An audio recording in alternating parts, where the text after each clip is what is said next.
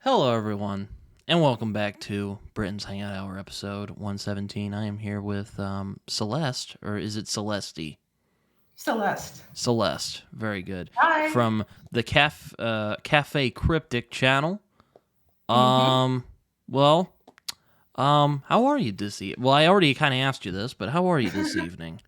Doing great, thank you. Just hanging out. Done watching my shows, done eating dinner, so all good. That's always good. That's always good. I was actually doing some reading before I got on here. And then the time crept up on me. I was like, oh boy, better get on here. Oh, that means it was a good book. Yeah, it was. It was a comic, so I'm like, I'm sure I can get through a couple issues before I get on here. And then my friend was texting me, showing some of the stuff he got, and I'm like, oh, that's awesome, and fun Ooh. stuff. Then my What internet we briefly went out. I was like, oh my god. Gotta love that technology. Yes, exactly. Yeah, but you run a channel where you talk about books and movies and kind of whatever you want, which I kind of respect because that's kind of what I try to do on my Thank channel you. as well. Thanks. I started with books, but I'm kind of a slow reader, and I was kind of running out of things to talk about, Mm, So And I figured, well, if we're gonna have like a main theme, it's gonna be more horror thrillers. So I mm. figured might as well pan out to movies.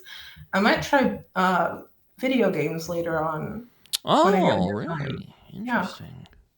Yeah, Yes. I'm the same way. I mean, whatever story I feel like, reading, I'll talk about it, whether it be a comic or book.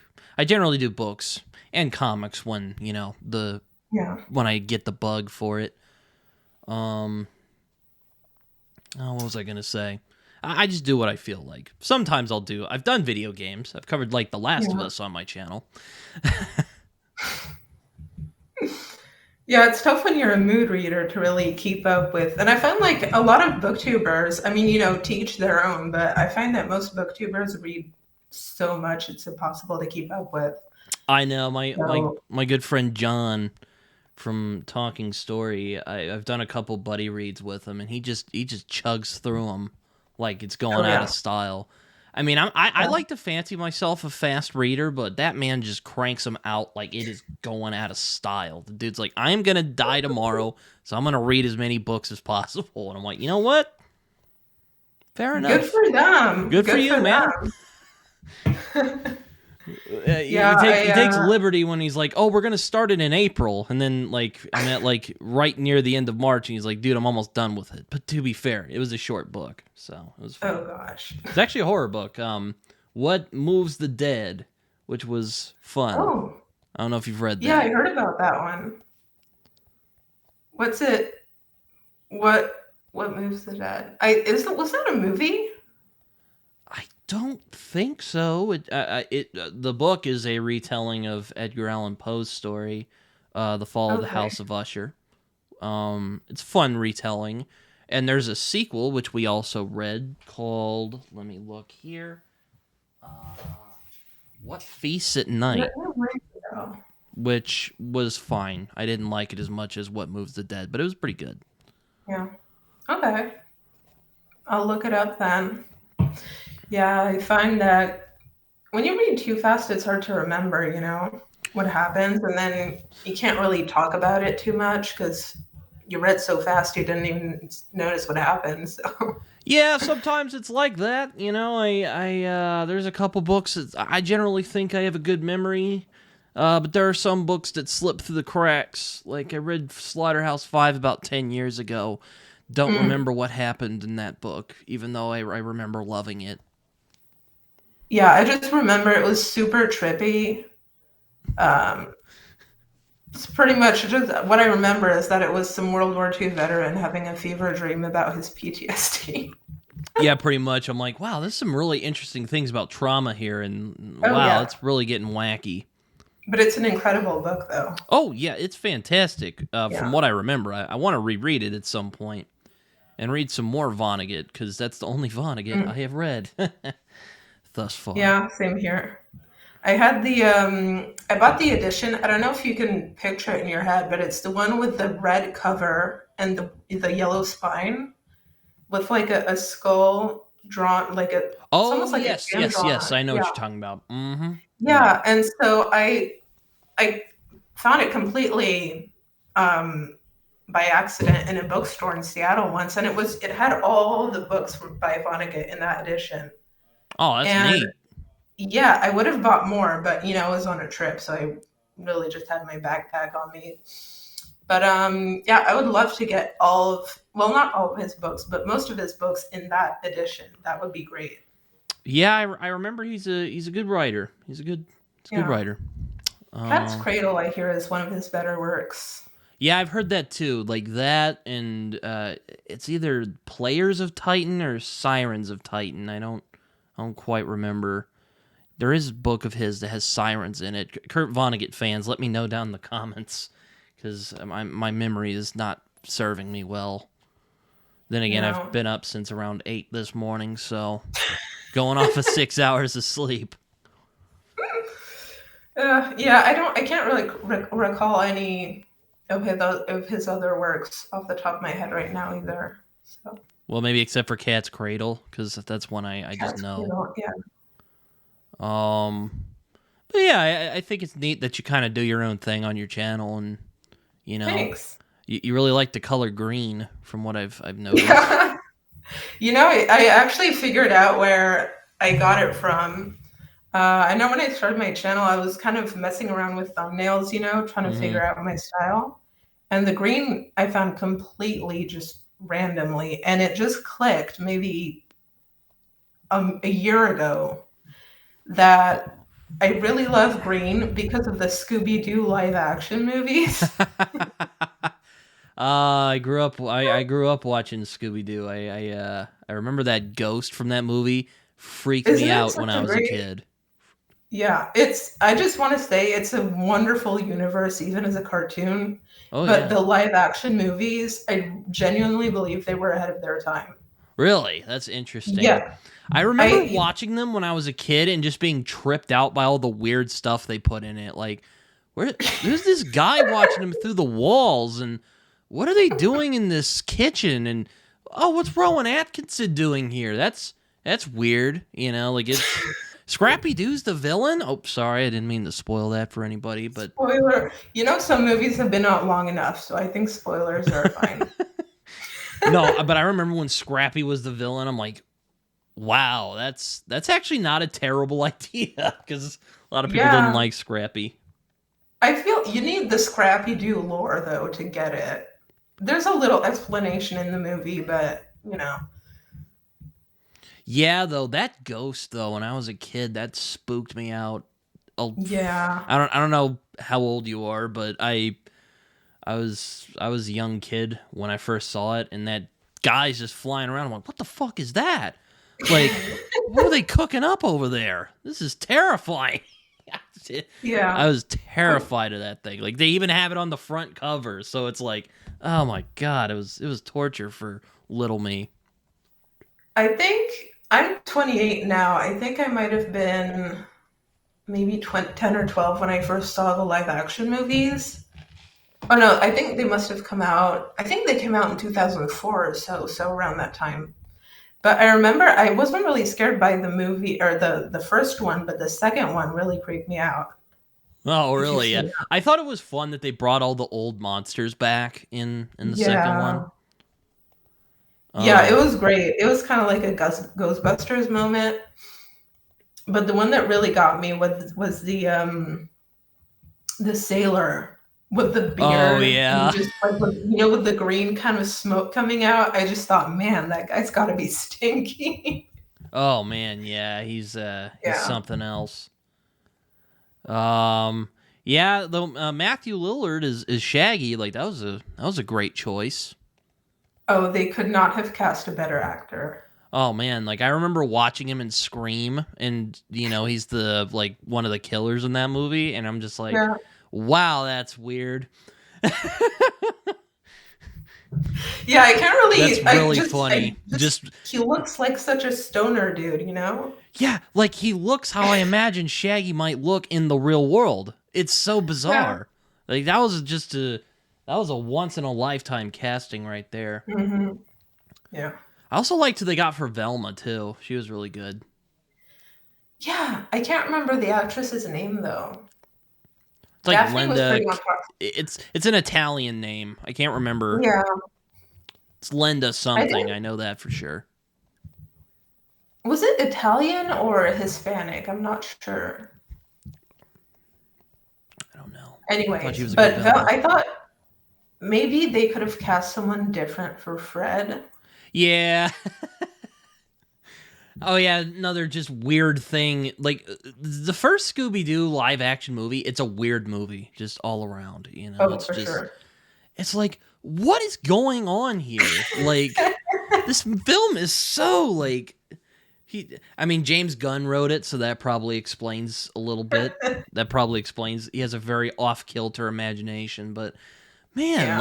like what's going on here? Like, why are these ghosts flying around? Like, what is going on here? Like, there's this whole like weird conspiracy going on, and I'm like, what is Yeah. this? Like, I will say, yeah, I kind of miss those movies where there's a noticeable, well, there's Shaggy live gets a action and girlfriend. some She might CGI. be evil. She might not be. It's really like, it's such a trip. Yeah. I don't know what 6-year-old me was thinking when I watched that. I was just like, whoa, because I watched everything Scooby Doo when I was a kid. Oh, yeah, for sure. I I remember also playing oh man, this is going to age me, but the CD-ROM video games, like I don't know if you've ever played those.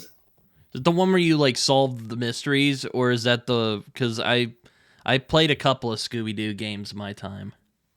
Oh yeah, I can't remember specifically. I had quite a few, but yeah, it's the one where you solve a mystery and they kind of go on an adventure where you have to complete little mini games to get different clues, and then you figure I out who think they I were. remember. I think me and a friend of mine played that actually. That's interesting. That's interesting. Yeah, those really should make a comeback. Those were amazing. Because I remember one, and it really reminded me of those old Lego games I liked playing when I was a kid. Which they really Hmm. should have done Scooby Doo Lego game. That would have been awesome. But Yeah, maybe you never know. I mean, Lego are doing a lot of stuff with nostalgic feelings. man, I saw one that they were doing the other day. There was like unreleased footage I saw the other day of a James Bond Lego game, and I was like, oh, that would have been great. I would have James played Bond, that. really? James Bond, yeah. Wow. Which one was it? No, it was just like the movies, like the old ones from like the Mm, '60s. Um, gotcha. but yeah, going back to Scooby Doo, that first movie is absolutely wild. Yeah. It's crazy because it's one of those few movies that you could watch as a kid and as adult. I mean, the The second one's like storyline, more of a traditional like Scooby Doo adventure. yeah, The first yeah. one's like this weird, like what is this kind of movie? Which I But watched it again when I was I older, saw, and I'm like, wow, they're like kind of poking fun at the Scooby Doo mythos, but in like a interesting, like fun way, where it's as they should be. like, I think but it it's was a not in great like a move. mean way, like it's not like, oh, look how stupid Scooby Doo is. Like it's clear the people making it like Scooby Doo. Yeah.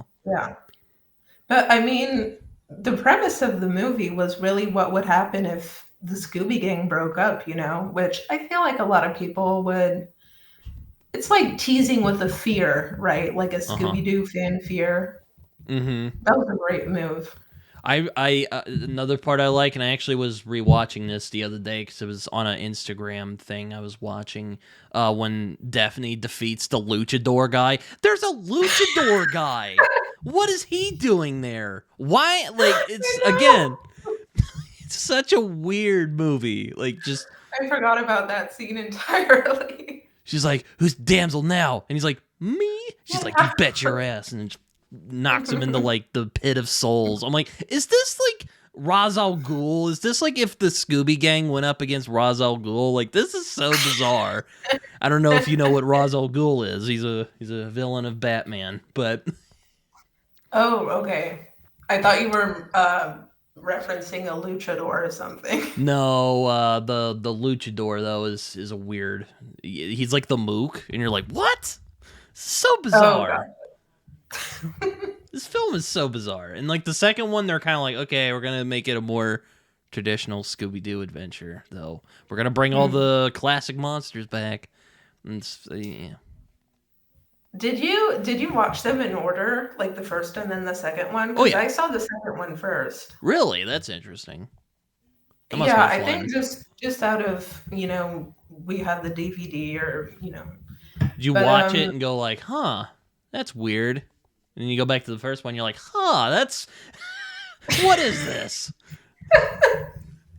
they don't really have a timeline though. I mean, it could have been either way around. No, no, I love Scooby Doo. I think I've watched like most. Like, I was obsessed. Like, I watched, like, What's New Scooby-Doo when I was a kid. Loved that. I had these DVDs with a couple episodes. I watched the crap out of all of those. I watched, like, the old Scooby-Doo with, like, the original cast. It was really funny. I watched a Spider-Man cartoon from, like, the 70s, and there was Frank Welker's voice who played the original Fred. I'm like, oh, that's Fred! Ooh. So that was fun. Yeah, no, it's fun. I enjoy them. I watched Scooby Doo Mystery Incorporated, which might actually be my favorite Scooby Doo thing that's ever been done. So I don't know if you ever watched it, but it's like, what if we make Scooby Doo into like a Twin Peaks kind of thing? And it's really fun, Oh, and it's really neat how what they do in that show. interesting. I don't think I've seen that one. Was it live action or It was was a it a cartoon. cartoon? And of course, they get Matthew Lillard and Frank Welker back as Fred and Shaggy, respectively. So I'm just like, this is great. I love this. Wow. Also, Yeah, great I'm not songs too. sure. Like, that's some banger music in that show. Well, Oh yeah, for sure. there's the Hex Girls episode. There's a song in that. I still go back and listen to it from time to time. It's a banger. Yeah, they really use rock and roll really well in that show. I remember just watching a bunch of Scooby Doo TV show episodes, but if I'm honest, I never really paid attention to which was part of what. You know, Well, that's not fair. A lot of as them are like standalone adventures, so you can just kind of put it yeah, on and have fun with it. yeah. Usually, though, I'd watch them at like it's kind of like the thing you watch when you go to grandma's house on the weekend. I don't Uh-huh. Yeah. specifically remember following it. Not at the time, not in the early 2000s. Yeah, that's fair. I mean, I watched a bunch of cuz like I grew up in the time as like VHS was kind of on the cusp, and then we went into the DVD age. Hmm. So, yeah, I watched them originally on VHS, and then I got them on DVD cuz my parents just Wow. wanted me to watch VHS for some reason. I actually still have a couple of the DVD or the VHS tapes. Some of the stuff I used to watch when I was a kid. Yeah, we do have some VHS tapes down in the basement too. Wow, I didn't I know. even remember, man, I really missed. There was a video rental store Mm-hmm. downtown, and I remember we had rented the whole of season one of Lost. Oh yeah. But that was I don't know. That's such a polarizing show. Personally, I loved it, but I also remember renting VHS tapes. Not sure which ones, but I didn't watch Lost till I was in high school, and the finale is one of the few things I've consumed that made me cry. So it did something right as far as I'm concerned. So I will always have a soft spot for Lost. so it was a good experience for you. Um, it's a good show, but I think it kind of didn't find its footing. It's like, okay, are you going to be a supernatural mystery show, or are you going to Hmm. be a character drama with some weird elements in it? and they never could seem to figure out what show it wanted to be. And Yeah. I kind of fall on the side of it's really the characters' journeys that matter to me more than anything Hmm. else. And I think they Hmm. wrap that up very, very well, you know. Yeah, I think there are a few characters with a few loose ends, but for the most part, they did a really good job. I kind of wish they had paid more attention to the sci-fi time travel elements to it. Mm, I wish we had spent more time in the 70s. fair Maybe I enough. should give a spoiler alert now, but Fair enough. Yeah, it's one of those they call it mystery box shows, which was created by yeah. the guy who, which is funny to say because J.J. Abrams helped create Lost. It probably would not have got off the ground if not for his devious designs. For better or for worse, really. Yeah. Yeah, like I'm weird. I've not watched like Buffy the Vampire Slayer or any of those kind of shows. Still need to watch Firefly. Mhm. A lot of my friends who are like Joss Whedon fanatics are like, bro, you gotta watch Buffy at least. You gotta watch Firefly. And I'm like, I know. There's too much to watch. Yeah. Yeah, there's so much to watch nowadays. Buffy the Vampire never really appealed to me in particular, so mm, like it looks like a good show, but that's pretty much it. I imagine we're gonna get a lot of angry comments in the comment section.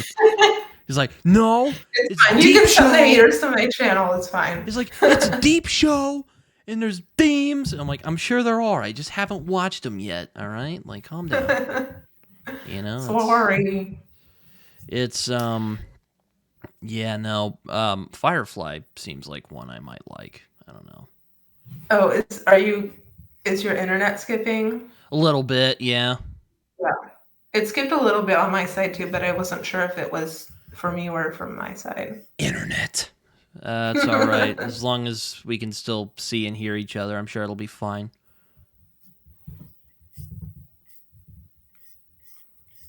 Oh, hold on, you froze there. Oh boy, Oh, may there we go. oh boy, may have to do some cutting when I get into the editing room. Oh well. We can Hopefully, make won't. it to the moon, but we can't have internet here, right? Gotta love the human race. Right? Anyway, what was I talking about? Oh yes, Firefly. You know, I've been Mm. wary about doing Firefly for a long time because I'm a big fan of Cowboy Bebop, and I'm like, man, I don't know, kind of similar subject matter, and people are like, nah, bro, it's way different. You got to give it a try, and I'm like, I know, I just need to find the time, man. And they're like, it's on Disney Plus now, and I'm like, I don't have Disney Plus anymore. Oh, I go on a rant about Disney Oh, feel free. because I listen, old Disney movies from pre 2005 are good, but I'm so mad at Disney as a production company, as a company. Like the movies they make now, personally, I think are terrible. And then as a company, I just feel like I don't know, they're trying to Not a buy fan out of everyone Moana. else, you know? Moana was good. I mean, I liked it. Yeah. I mean, they're much too far few and far between for me. Yeah, Disney's just There's become this gigantic like conglomerate. Just we're gonna eat up everything possible. Oh, yeah, see, yeah, yeah. So that's what I was getting at. Since they got the Disney Plus streaming platform, they're just buying out all the other production companies and they're just becoming this huge monopoly. I don't know. Yeah, Anyway, that was my little rant on Disney. yeah, for better or for worse, Disney has their paws on a lot of pies. So, Yeah. um, But yeah. Why were you saying that? Oh yeah, so it's interesting that they got Firefly though, because I don't know really how they choose their movies, right? Because it I don't doesn't know. really have much to do with the actual Disney universe. Yeah, I mean it's I don't know. I mean I haven't used Disney Plus in a long time. So I have HBO Max Yeah. and Tubi and Netflix, or I think I had Netflix. I don't know if I have it anymore, but that's about it. Yeah. I just have Netflix now, and then I do use I watch the X-Files on Disney Plus at my dad's place. Oh, you So, like the X-Files? oh, I love the X-Files. I enjoy the They X-Files quite a bit. Did you watch all 11 seasons? No, I watched like from seasons 1 up to like 3 or 4 when I was younger. Never got around to finishing it, and then I watched the revival, so like season 10, I think. I watched those episodes. Mm. Um, I kind of view X Files in the same way I view something like Doctor Who. Like the standalone episodes tend to um be better, for lack of a better word, than the like main storyline. Unless you're some weird individuals like my friend Tig, who really likes the weird conspiracy crazy stuff, and I'm like, God bless you, man. I lost track of it by like season 2. Like. Yeah, some are a little intense. Yeah, like Yeah. there's some really good ones in that show. Yeah, I haven't seen all 11 seasons. I think overall, I kind of like you, where I watched maybe seasons 1 to 4 a while back. I know I did when I was a teenager, and so now I'm rewatching them with my dad, and so we're like halfway through season 1. But we also watched the 2 movies, Oh which yeah, are actually a lot better than I thought they would be. I haven't watched either of the movies. I've heard the older one's better than the newer one, but Yeah, yeah, definitely.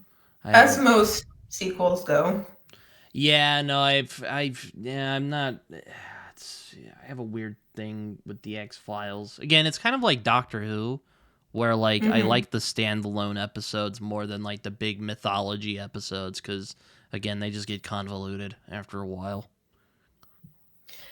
I've never really watched Doctor Who, so I'm not super sure what it's about. Well, Doctor Who is it's British sci-fi television, so there's gonna be some cheesy stuff in there, but it's basically a guy who travels in a in a There's the police phone TARDIS. box.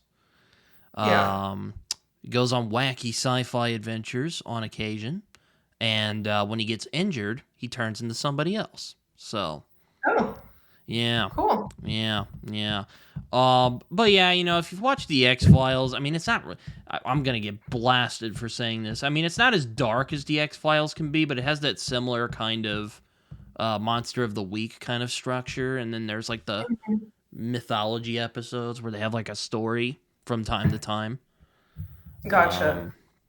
Yeah, again, I'm just looking forward to getting blasted by the Doctor Who fans in the comments.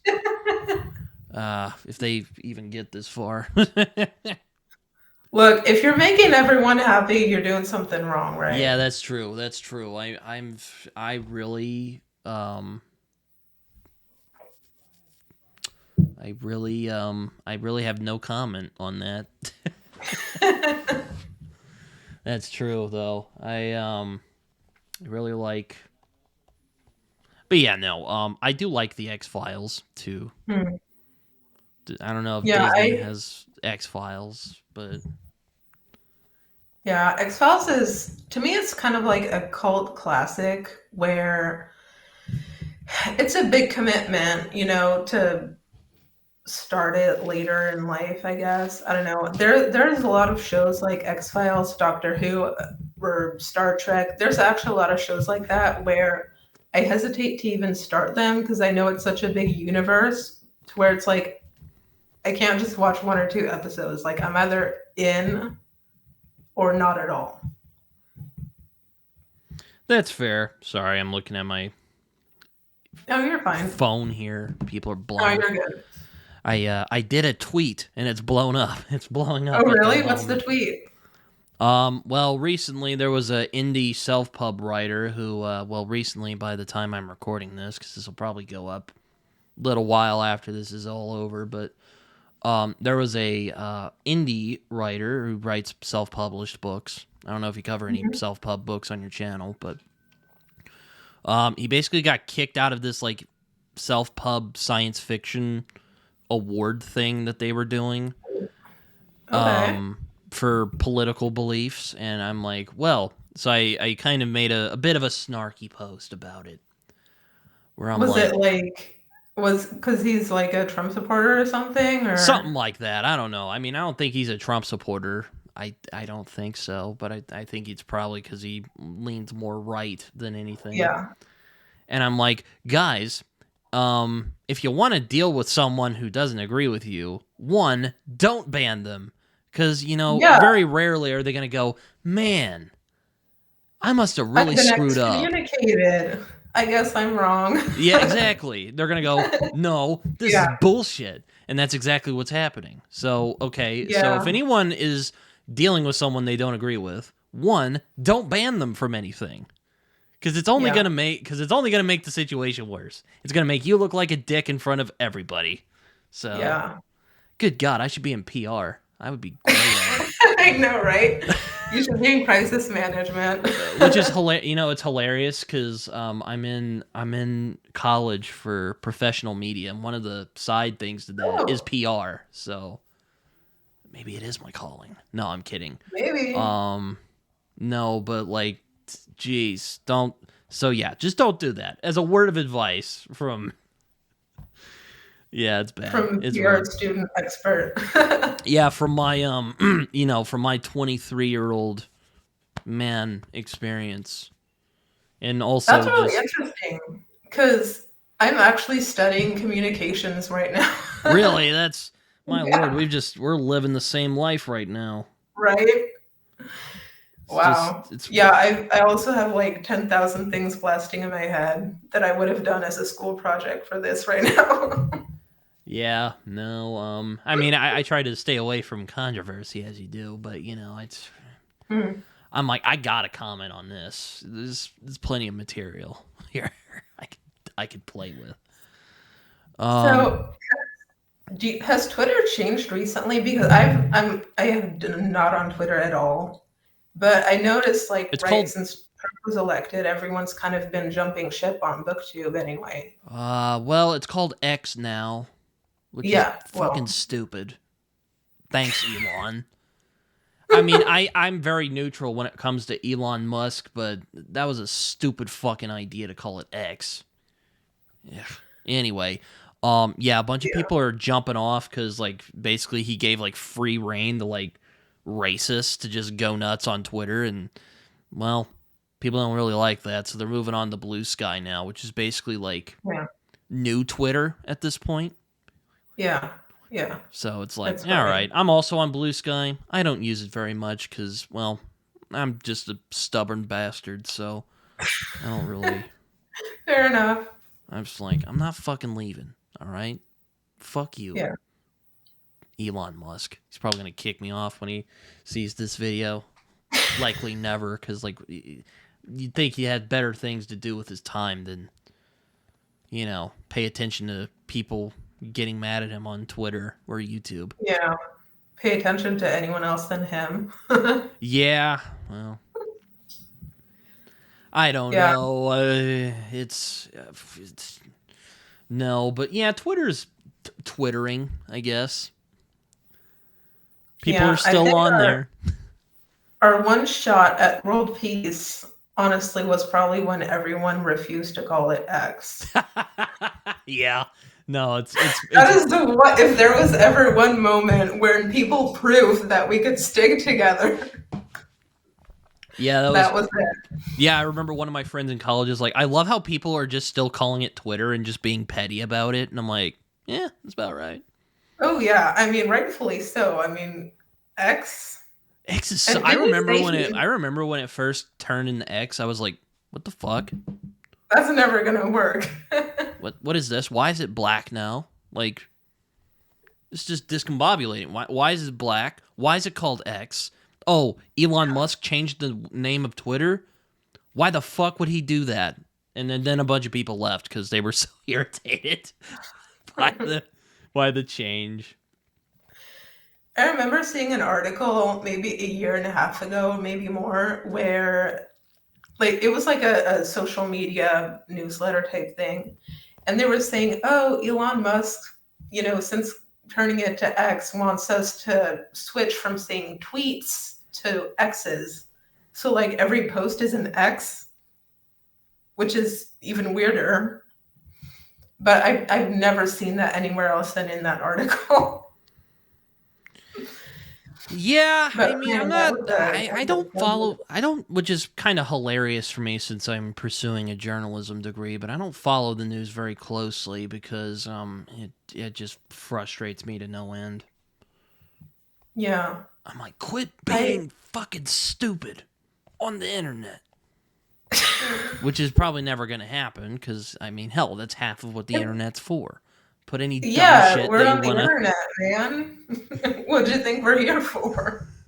Just spewing out things. Just there was a meme that a friend of mine had where this guy just has like an ass for a face and he's just spewing shit out of his ass face. And I'm like, yeah, that's about how Twitter is. Yeah, sounds about right.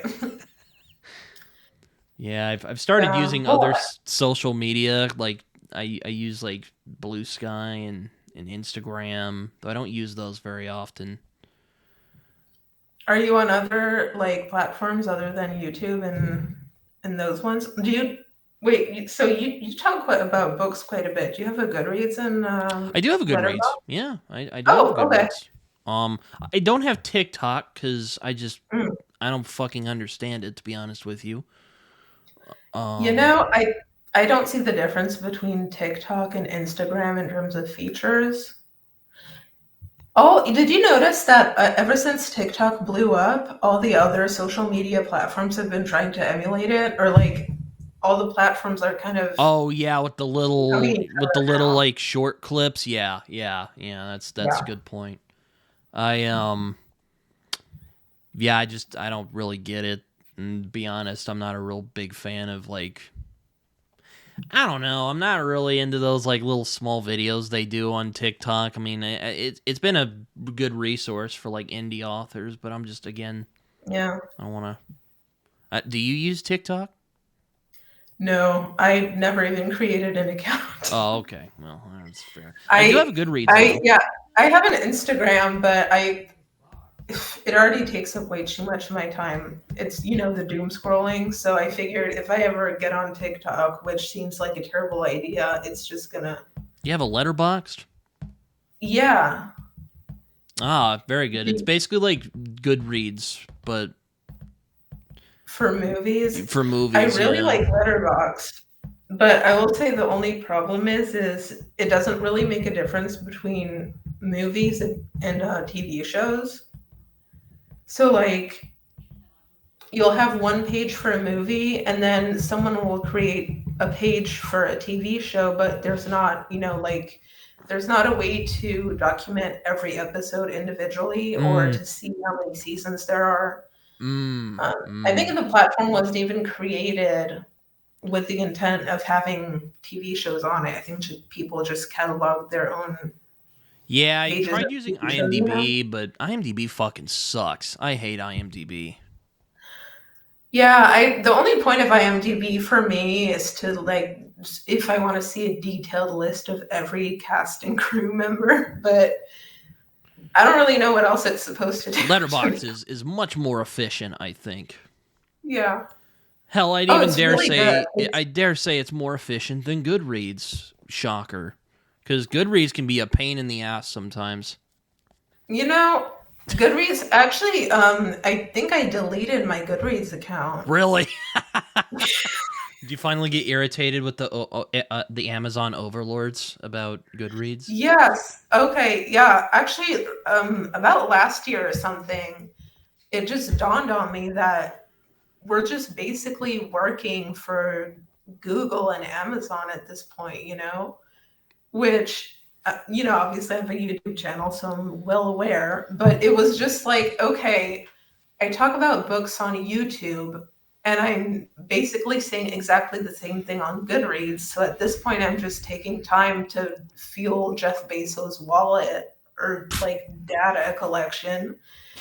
And it's not like Goodreads. I mean, Goodreads is fun because a lot of people use it. It's where most other booktubers are. So it's nice to connect there. Um, and I actually had a really cool opportunity with BBC World Book Club Oh, like interesting. 2 years ago. Someone reached out to me and said, "Hey, you did." So I did a review on Purge by Sophie Oaksonen, and they really liked it. And they were doing a podcast on Sophie Oaksonen, the author. So they asked me to be on the podcast or to submit a question for the podcast, which was cool. That's cool. But I don't know. Goodreads is just so outdated and it's Yeah, lagging. no. And now that we know it has Amazon money, they don't have a reason to be such a crappy website. So You know, it's that's that. I can't tell you how many times I've looked for a book, and Goodreads will just fucking screw with you. You're just like, yeah, I'll just be like, bro, I just wanted this book. I did not ask for this yeah, weird obscure Polish book from like the 1920s. I want like, and then like a few years ago, they for some fucking reason, I guess the thing was screwing up.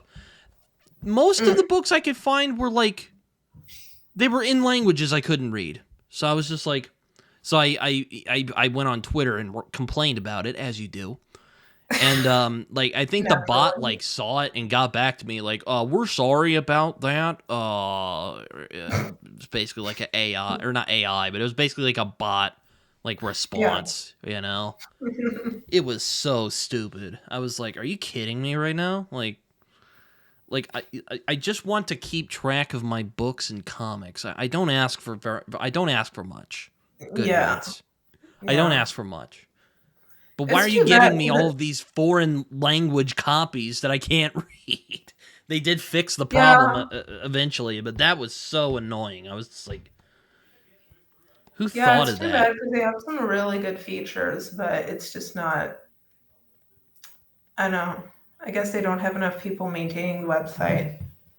But the story graph, so this I switched over to the story graph maybe 2 years ago, and I'm also gonna jump ship from the story graph because it's really nice, but it's too focused on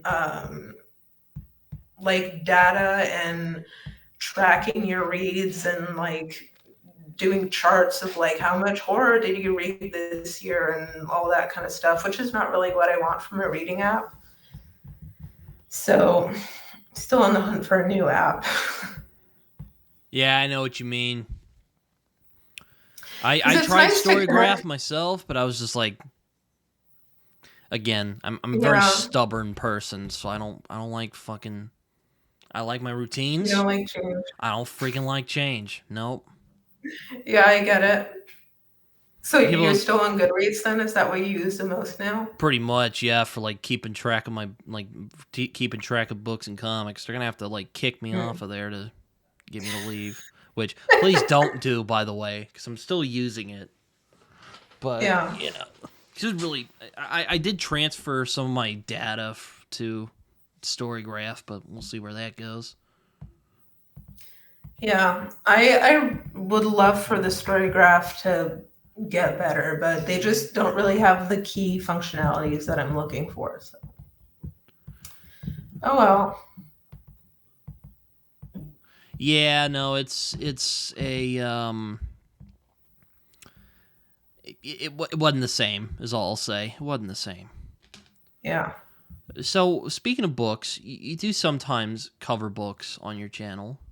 Mostly horror books. I think I found you Mhm. on Criminali's Discord because I watch Oh his yeah. channel. Because I like a lot of crime literature, and there's not a lot of quality crime fiction booktubers out there. And then I found Mm. Criminali, and I'm like, ooh, so there are people who do content about crime books. That's good. And he does Yeah, horror as it's well, yeah. which is more popular. So it's often ran by like, you know, like dad aged people and like uh Yeah, punk ladies, it's I guess. Please don't kill me, horror booktube. Again, I'm offending everybody today. Elon Well, Musk, the when you're on a roll, you're on a roll. You know, Goth keep going. Girls, Scooby Doo Yeah, fans, Doctor Who fans. I'm just pissing everybody off today. X-Files fans. Well, no, I guess you didn't no, say that. actually, I probably the Doctor Who fans is more like it. They're gonna be like, Probably. "Oh, Doctor Who is nothing like the X Files," and I'm like, I didn't say that. I'm not saying they're Doctor exactly Who. the same. They have a very passionate fan base. I know. I'm a part of it. Yes. No, but yeah. Going back to Yeah, books, you do read them from time to time. You even cover time to them. time, yeah. I'm not. I have to say, I don't do crime as much, You did but I don't Garb know. Maybe I August. haven't. I'm sorry. You did Garb August, I see, which is like Yeah. Criminal's thing for reading like really trashy like pulp novels, which I think is Oh, that's an hilarious. amazing reading event. That was incredible of him to create that. What did you read during like? I want to know the dates on what like trashy books you read because I didn't get the chance to watch your video about it. Wow. I know. So I actually did two Garbagists, and my memory is terrible, Mm. but the ones that stick out from the first Garbagist was um, the Songs of Meldor by Count of Lautréamont, which is originally a French book, and this is like, so it's called songs, but it's more like a prose type of thing. So it's still it reads as a regular book. Mm-hmm.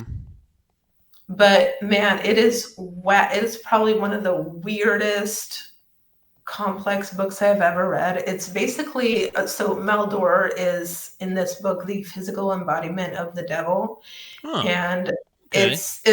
this takes place in probably, I want to say, 17th century France, or such a long time ago. This is a But very oddly specific book. oh, it is. It's very specific and very weird, but it's basically different people telling, or the songs are people telling the songs of how the devil came and just did a bunch of devilish stuff. It's like every single trigger warning imaginable. Oh There's God. murder, incest, like everything in the sun, and the devil, Meldor, just takes the shape of animals, demons, whatever, and he just So is there like goes around. bestiality? Oh, yeah. Oh, for sure. Like a blase, you're like, oh yeah, oh yeah. Oh, yeah, it's in there. Yeah, no, it's just like but it's kind of weird because I read it. So I also read in French, Mm. for anyone who wasn't aware. So I read it I in was kind of French. surprised when I heard you lived in France. Again, you can forgive me, but I didn't hear like an accent or anything. So, Yeah. Well, I was born in the States, oh, you and were okay. yes, yes, Michigander. Oh, okay, yeah. I've a couple Yeah. friends So from and there. then I moved to France, but I was lucky because I went to like a French public school, but I also had English classes in English. So I was able to speak both languages almost on a daily basis most of my life, which was really nice. So, how'd you end up in France? Well, my mom is French, so Oh, it's like, okay. yeah, my parents met like, so I'm like literally half and half. I have both cultures, both languages, both everything. I see. I So, see. and I do get to read in both languages too, which is nice. And so horror wise, it's better to read in English because there's just more horror available, I guess. Were the French just not very scary? Just There's some good stuff if you really look for it, but as it so happens, typically in France, when you're looking for horror, you'll get more like thrillers or detective stories okay. or like Okay. Okay. cop stuff. Plus, it's not really in style right now, so good luck going to a bookstore and getting something. Like, but going back to this book about the Yeah. devil in France, The Oh, 17th yeah. century. So, What's this called again? I'm actually thinking about adding this to my list. okay. So, well, I just want to preface this with saying I read it in French, so I can't vouch for the quality of the translation. Oh man. But I do think it's probably a classic in weird fiction, so I'm sure someone's qualified translated it. So it's The Songs of Maldor, Maldoror, and it's by Count of Lautréamont. Oh, I think And I'll it send it to you. I'll write uh it and send it in Discord. Um, is it this one right here? Let me see. Can you see that? Hopefully you can. um, Let me see. Oh yeah, that's it. Yeah. Oh, okay. Interesting. All right. Well, I'll look at that later. I like weird depraved books if you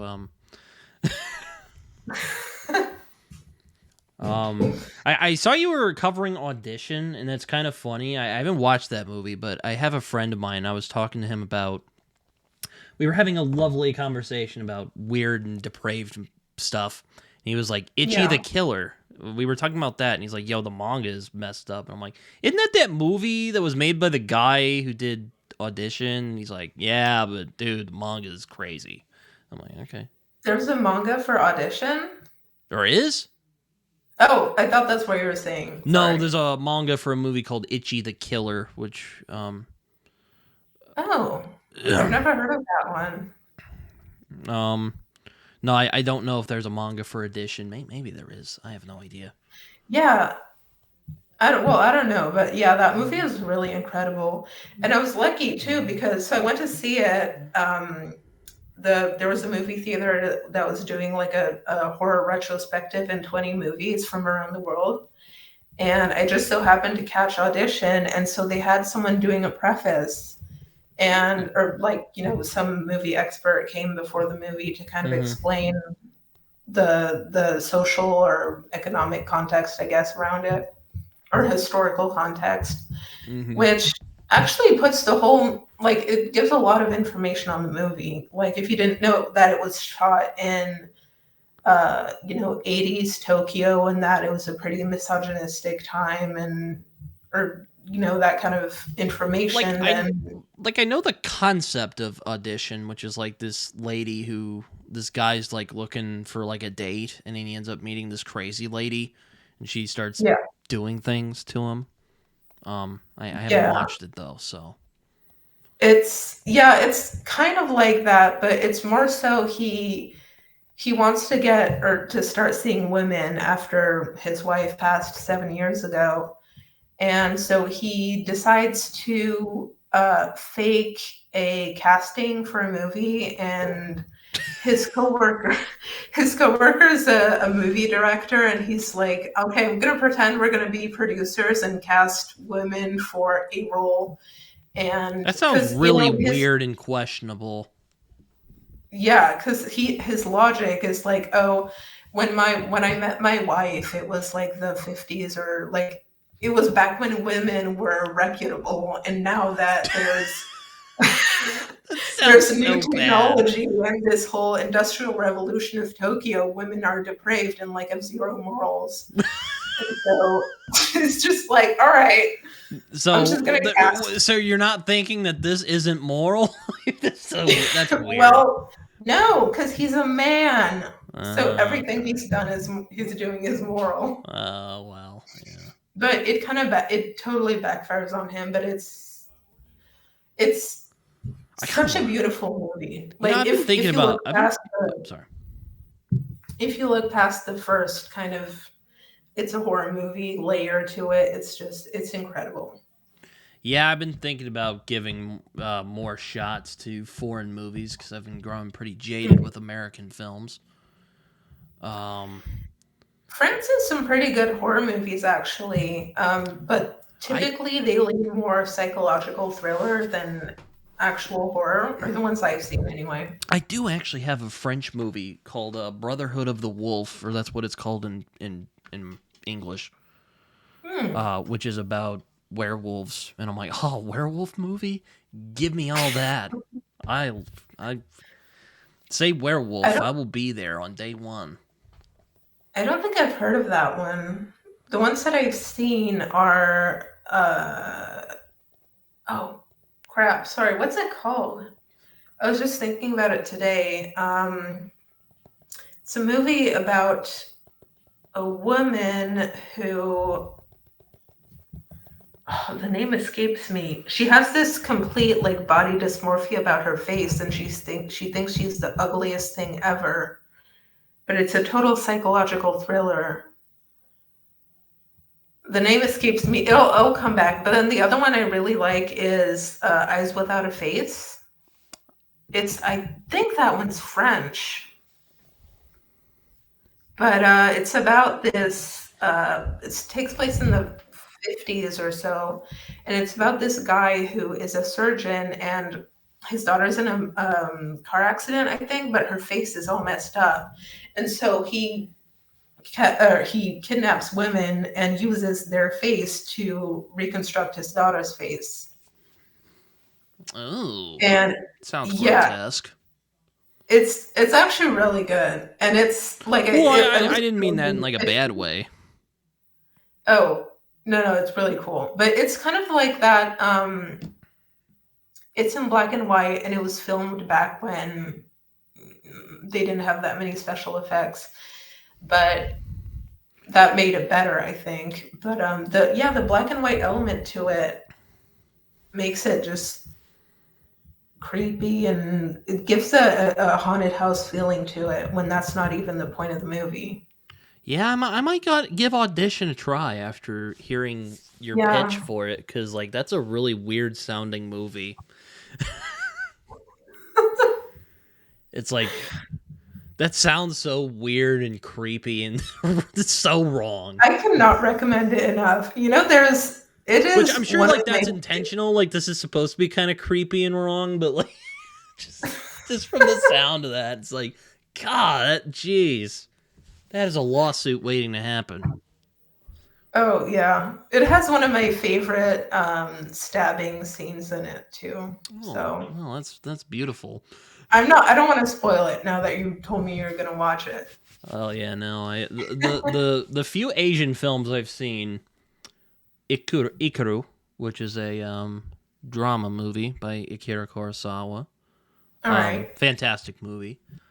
Uh, Ron from the same director, which is a fantastic samurai epic, and Old Boy, the original one, but that's from South Korea, Okay. I which haven't seen is any of one of the them. most fucked things I have ever seen in my life. So Really? What's it you about? might like Old Boy. I mean, I don't know how much you like. I mean, I know you like horror, but I don't know much you like fucked up, depraved stuff. But if you liked Oh no, Audition, the weirder the better. so basically the pitch is this guy gets kidnapped and stuck in a room for 15 years. But Oh, then suddenly he's let out, and they're like, okay, go nuts, and he's gonna go take revenge on the guy who put him in that situation. And I won't say much more, but again, it is one of the most just disturbing things I've ever watched. wow. That sounds really interesting actually. Oh boy. Yeah, it's just one word, Old Boy. All right. I think I've seen it on Netflix, no? Is I it a don't know. recent? It might be on there. All right. I I hope know it's 'cause on I there. also have Netflix. I also have Netflix France, so usually when people say it's on Netflix, they're talking about Netflix US. Oh Lord, you watched the Yeah. Winnie the Pooh slasher movie? I'm looking at your letterbox now. That's just they're making Have one you for seen it? Popeye now, and I'm just like, guys, it was funny the first couple times, but just stop, just just stop, just stop that, just stop it right now. It's not funny anymore. And my buddy's like, bro, they like you could make Popeye into a cosmic horror story. Make it happen, guys. And I'm like, that's actually a good idea. Like someone should do that. Popeye, yeah, that would be. I would love to see that. Yeah, like get a cosmic horror story in there. Like that'd be fun. I'd read that or watch it. whatever you want to do. Yeah.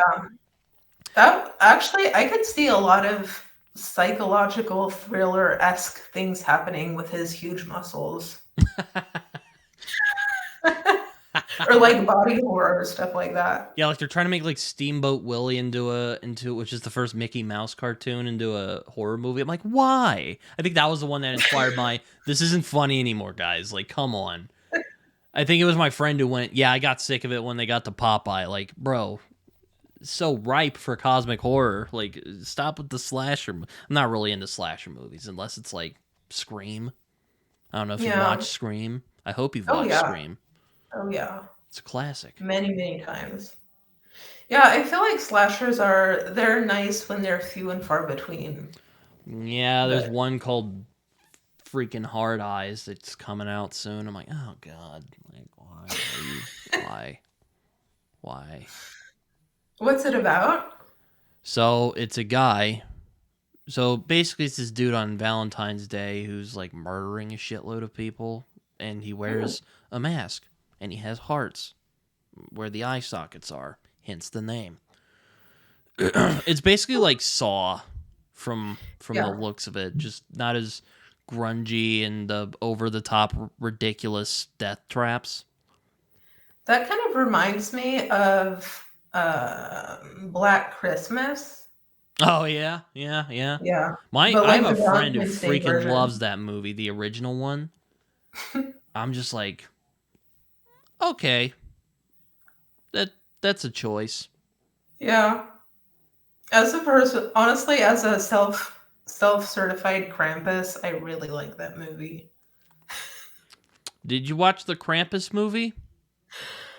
I have not. I've really wanted to, but again, I Oh, it's just so can't much find it fun. around. It's very delightful movie. It's made by the Yeah. guy who made a Trick or Treat, which is also a very underrated movie.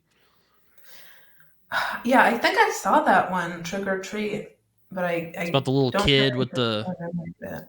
with the Halloween with the pumpkin head. Yeah. Very enjoyable stuff.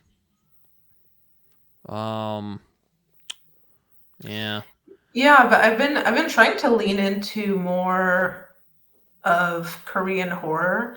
I've got a lot of friends who are into K-pop and such, and they're trying to they're trying to watch K-pop. horrific. Oh god, that's become like No, no K-pop, no. But I will say they're recommending some good dramas or like K-dramas that are bordering on horror or psychological yeah, thriller. I have some friends who really like those like Korean dramas, and I'm like, okay, because like I've seen like a good share of like anime, and I mean that's from Japan. I know a lot of them, but Yeah.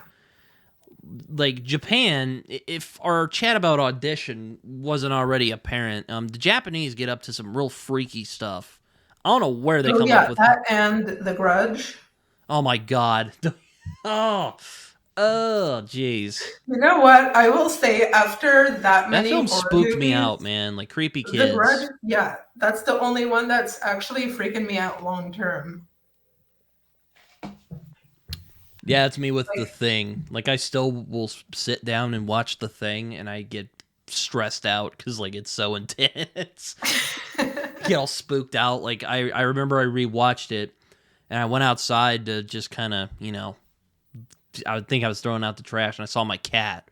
I was just like looking at her like, don't turn into an alien on me. Luckily, she not did you. not. It's weird how movies work like that. I don't know if you've ever Yeah. seen The Thing and even know what I'm talking about, but because sometimes they'll be like, "Oh yeah, this movie," and they're like, "Oh, I haven't seen it." And I'm just like, "Oh, well, that's." You should. Yeah. And then I go, "Well, you should. It's a fantastic movie." One of the few like cosmic horror films that actually works. It actually does cosmic horror well. Mm. Yeah, I remember I really liked it because at the time when I saw it, I was getting really into like virus horror Mm, or like little creature horror. oh, yep. Well, no. And what was it? I think the one that I really enjoyed was The Thaw. I don't know if you've seen that I one. don't think I've seen that one.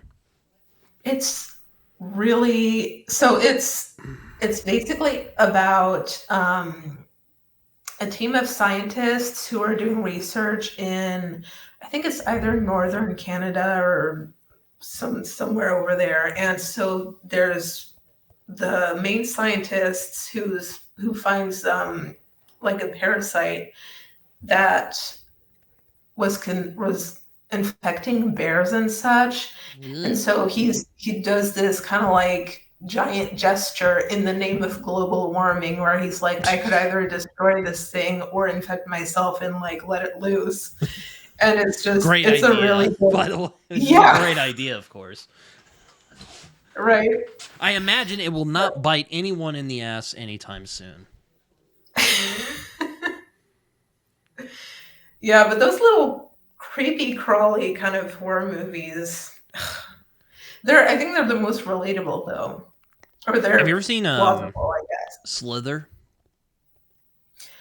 No, but it's on my list. I was about to say, if you like weird monster movies, that's a fun one.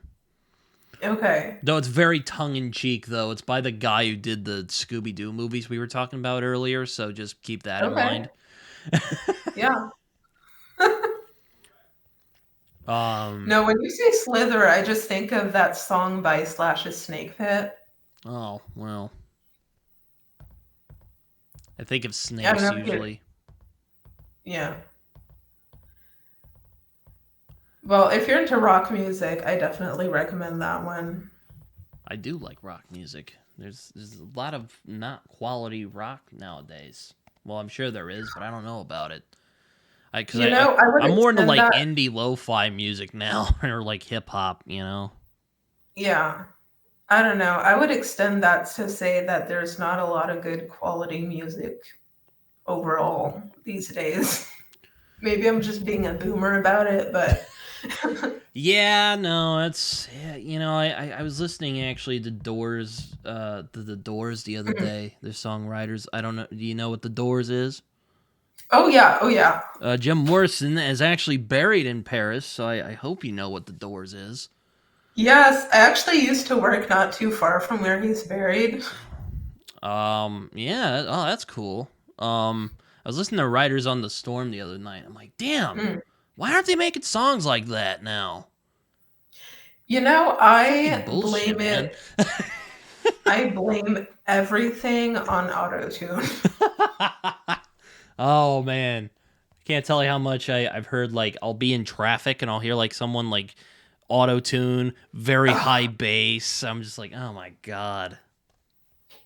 No, now I'm hearing songs where the voice is so auto-tuned that it sounds like a synthesizer, you know? Yeah. There's just But I think it's also the process now that between auto-tune and synthesizers and just digitized music, which has a lot of advantages, don't get me wrong, but I think you could just put out CDs and albums like that to where there's no more creative process. You know, if you think like bands like Pink Floyd and such would isolate themselves for a year or two in a house to come up with a great album, like that doesn't happen anymore, you know? Well, Pink People Floyd just produce. is my favorite band of all time. Really? Yes. The Wall is an amazing movie. An album. It's kind of funny. My dad loves The Wall. He loves the album and he loves the movie. And he's always like, "You got to watch the movie." And I'm like, "I know. I haven't seen You the haven't movie." seen it? No, I just know it's really freaking bizarre. Oh yeah, no. If you're into weird horror, I definitely. Oh, it's not horror, but if you're into weird movies, you'll love The Wall. Yeah, my dad is like, probably don't do drugs to the movie. I'm like, I wasn't planning on it, but thanks, Dad. Well, he's definitely from that generation. Yeah, no, yeah. I'm like, the only explanation, because Pink Floyd is a really weird ass band. And I'm like, also my dad grew up during that era, so I'm like, okay, that makes sense why he likes it so much. Yeah. Oh, I'm so envious of generations that grew up with that kind of music coming out when they were in their 20s and I 30s. know, man. They were cooking. They were cooking back in the For 70s. real. I know a lot If of I had a people, time machine, I think I'd go back to see a Guns N' Roses concert. First thing I'd do. the thing about Guns N' Roses, like they're fine. I just have a hard time with Axl Rose's voice. He just sounds like a Yeah. angry grandmother. Get off my lawn. Type of energy, and I'm just like, dude. All right, I'm glad you guys made it. Slash is fun. I like his guitaring. Oh, Slash is my all-time favorite guitarist. I seriously, he's the reason I love Guns N' Roses in the first place. He's the reason I picked up a guitar ever. Like I don't know. There's something about his guitar playing that just I can't get from anyone else. Yeah, it was me with like Neil Peart with drums, because like after I heard him, I'm like, I gotta play. I just Mhm. have to, and then I fell out of it because I don't have my drums anymore, which I'm a bit sad about. But it is what it is. Yeah. I hope you could get your drums back though, because Man, I got in a rush when I was in high school, and I'm like, God, again, this is another like '70s '80s band. They were cooking. What is going on here? What were they doing? What yeah. did they have we don't have now? Which, you know. I don't know if you've noticed, but now most music are made by single artists. There are not so many bands anymore. Yeah, no, like Billie Eilish is a thing, which I actually like Billie Eilish. Yeah. Like I remember when I listened to like When We Fall Asleep, Where Do We Go? I'm like, oh, finally, we're getting like something that's weird and different. And there were people who were Yeah. like, oh, it's weird and satanic. And I'm just like, oh my God. It's weird and different. No. Yeah, Yeah. the same people who are complaining there's no original music anymore. There's this weird, chick who just came out of nowhere and is like, Hmm. I'm gonna make this weird ass music and hopefully you guys enjoy it. And they're like, this Yeah. is so freaking weird. Get that away from me. It's just like, Mm. oh man, it's just Yeah. I don't know. I kind of well, I don't want to say gave up, but I don't really listen to mainstream artists anymore. I'm too busy trying to read all the books. I know. Yeah, I mean, I have a very high TBR list. And Yeah. then I learned about self-publishing because that's becoming a big thing now. I'm just like, oh Oh, no, why? do you Oh mean that like you're trying to write a book or like you're just no, trying to or read well, yes, self-published authors? I have written a book, but Oh, no, I but didn't know that. I was talking about rating though. Like here, I'll get like a horror one I got recently. Give a nice shout if she gets this far, which I don't know if she will, but my friend Molly McCobb sent me this. I actually had her on my Ooh, show not too long Dark ago Bloom. called Dark Bloom. It's a zombie apocalypse book with some romance. Very cool. So, yeah, she signed it and it's pretty cool. So, thank you, Molly, if you watch this. Hopefully I'll get around to reading it cuz I when I get people to send me stuff, I'm like, "Hey, if you send me a book, you gotta I'm just gonna let you know now. I'm making no promises on when I'll read it. I will get to it, but I'm not making any Yeah, promises on when I'm gonna do it." And they're just like, yeah, and most of them are cool with it. They're like, okay, cool. So it's fine. yeah. Have you gotten a lot of books? I have a crap load of books in my house. Oh my god. The other day I was talking to a friend of mine about it, and he's like, dude, it's like you're getting more books every day. And I'm like, well, Mm, that's not too far off actually. But no, it's obscene. I was actually talking with someone else the other day, or I think it was actually last episode, and I'm like, my parents are very supportive of this hobby of mine. hmm. There are worse things to blow money on. Though I imagine they don't appreciate all the money I've blown on books. Yeah, honestly, if you're spending money on something that's gonna stimulate your brain, then go for it, you know? Books aren't a bad place to go to. I mean, it's not. No. One of the better things to go to, I'd say. It's not Actually, drugs. especially nowadays. Oh my god, yeah, people are just taking drugs by the payload. It's ridiculous. I'm just like, good Yeah. lord, guys. Though, like, I straight don't, edge yeah, I culture don't, is becoming a thing now, and I'm just like, all right, that's a thing. yeah, I don't really get that. But Like, they're trying to make, like, not doing drugs cool, and I'm like, okay, that's fine, you know. it's never really worked. I'm of But the I'm instead of making not taking drugs cool, then they should just make everything else sound cooler in read relation to books. drugs. It's cool, you know. It's cool. Yeah, like those like old '90s anti-drug campaigns. Oh my Oh god, gosh. yeah. Yeah, it's like those anti-smoking campaigns. You know, I'm at the point in my life where I'm like, you know what? You do whatever Mm, you want to do. Just like don't hurt anybody while you're doing it. Fine. yeah. You know? I'm going to read my Yeah. weird books over here. Maybe Well, yes. Well, I mean, the most annoying thing is just people who are trying to ban books left and right and just crap on literature for no reason or actively contribute to the contrary. oh yeah, they're just I mean, I've god, what's the last book that they banned? I don't know. I don't think I don't know. Yeah. I'm like, if you But want to, again, if you want to deal with something that you disagree with, first thing you should do, don't ban it, like, because you know what it's gonna do? yeah, It's gonna you're make pointing the very, finger at something that's really interesting when you ban yeah, it. you're basically giving a nice sign saying you should check this out to like a bunch of Yeah. other people. Like, It's do just, not look here. oh man, there is a Yeah. real lack of respect of individual rights nowadays. It's disgusting.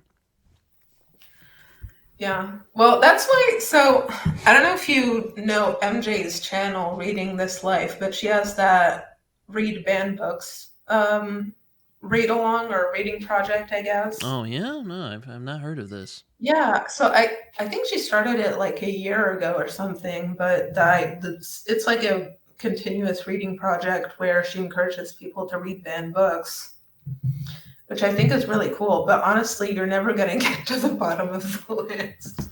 No, that is the kind of curse of being a reader. You're probably not going to get to all Yeah. of them, unfortunately. Yeah. What are some books that you like? Oh gosh, that's the biggest question, right? Yeah, like oh man, like books that you like. There's so many. Okay, so I think my favorite, like let's say my trifecta would be Silence of the Lambs by Thomas Yeah, it's a Harris. good one. I like Red It's Dragon a incredible. lot though, in terms of the Yeah, books. the book is actually better than the movie somehow. It's quite different actually. Then again, I have a fascination with William Blake, so I'm definitely biased when I say I like Red Dragon more. I would disagree, but you know. Nonetheless, I very really good procedural book. Silence of the Well, Lambs, anyway. I remember reading I for Red Dragon I did the audiobook, so maybe it would be different if I read the physical copy. I haven't listened to the audiobook, so I don't know. I do like Silence of the Lambs, though. I like the book. Yeah. Movie's good too. It hits different when you listen to it. But so this other book I really like, it's not horror specific, but it's horrific, is Purge by Sophie Oksanen. It's more of a historical fiction that takes place at the end of World War II and like Cold War times, or Mm-hmm. sorry, yeah, end of Cold War and a little bit after.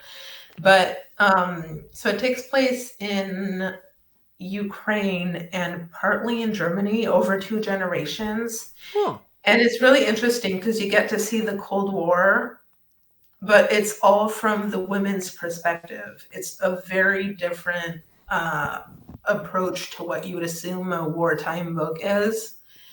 So it's nothing to do with horror or what I usually talk about on my channel, but that book is incredible. And I would Interesting. love to read more from Sophie Oxenden, actually. I've not heard of this book.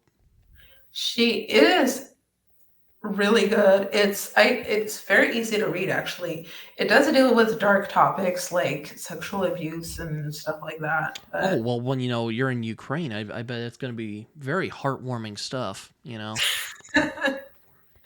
Cold War The Ukraine, I love it. the Holodomor, that was a riot. Yeah. Just But kidding. It was I can confirm it definitely was not basketball or whatever. sarcasm detected. Yeah, yeah. Yeah, Stalin era Russia. That was a blast, bunch of people just Right?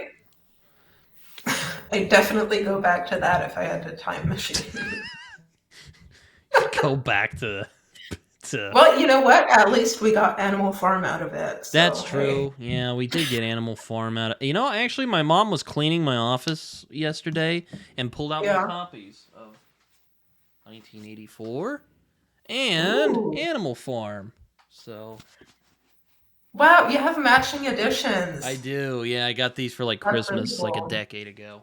So That's, you know what? I In the reader community, that's kind of a flex when you have matching editions. yeah, no, it's I thought I'd lost them actually. So Mom, if you watch this, thank you for finding them. I thought I lost them for a bit there.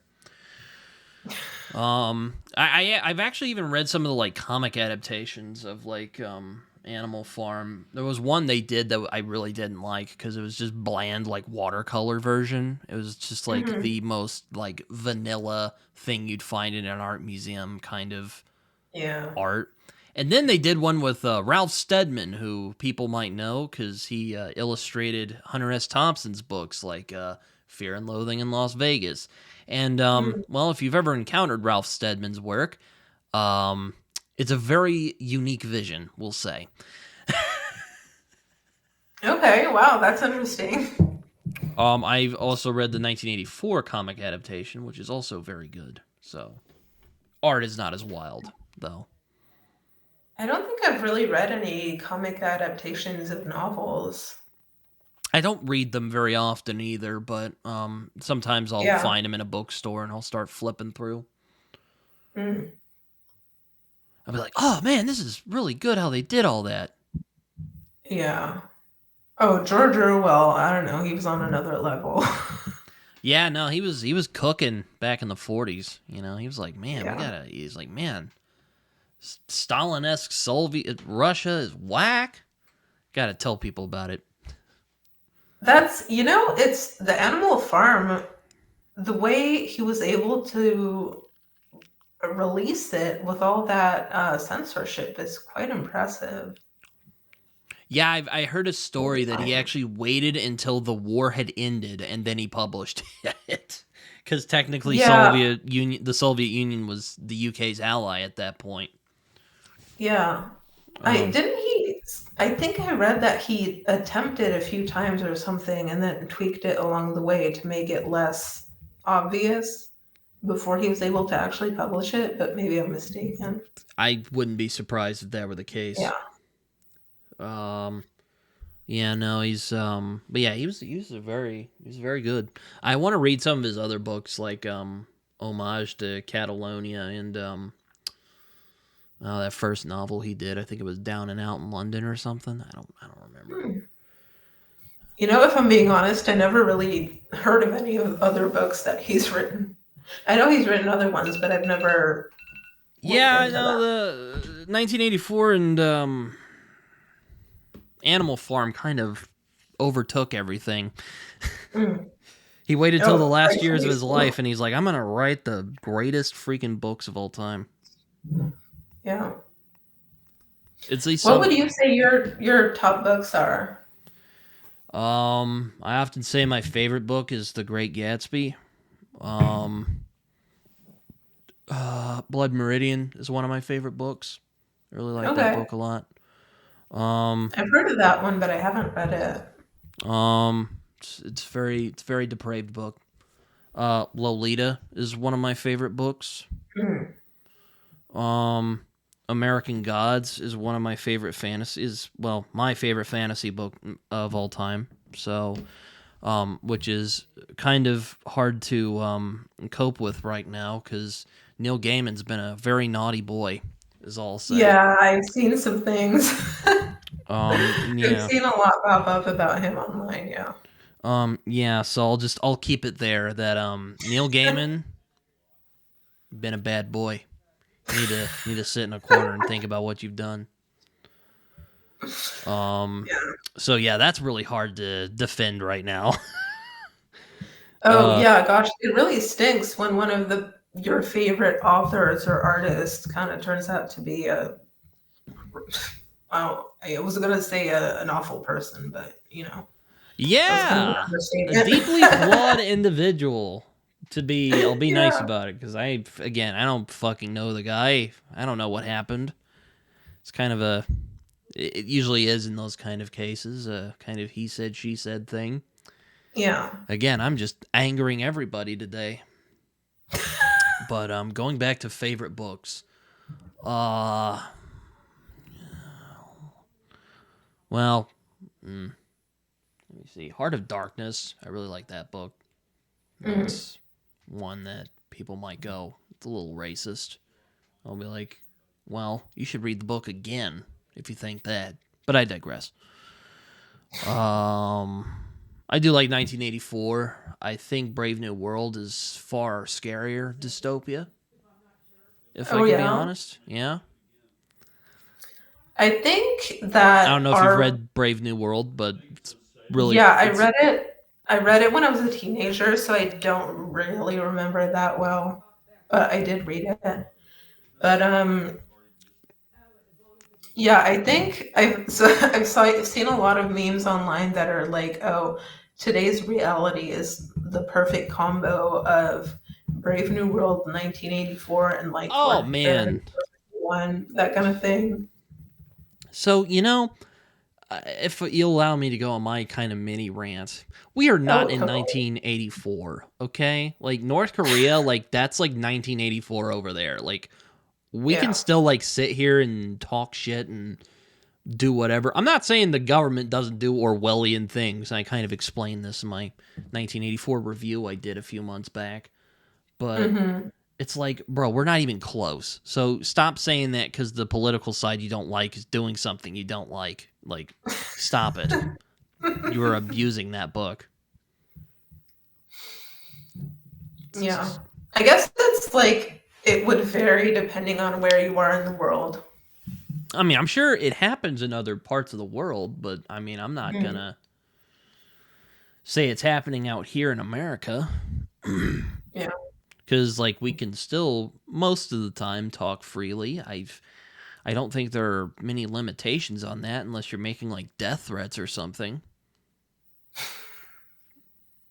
If you're making death Well, threats, then you might get arrested for that or something. well, unless you're trying to publish a book with like a thong in it or something in Florida, then you're gonna get censored. I mean, I don't know what it's like in France. Like, do you guys have censorship over there? Um, I want to say no, but I'm sure we do. If we do, it's extremely minimal. I was But about I to mean, say, France is very like France is the land of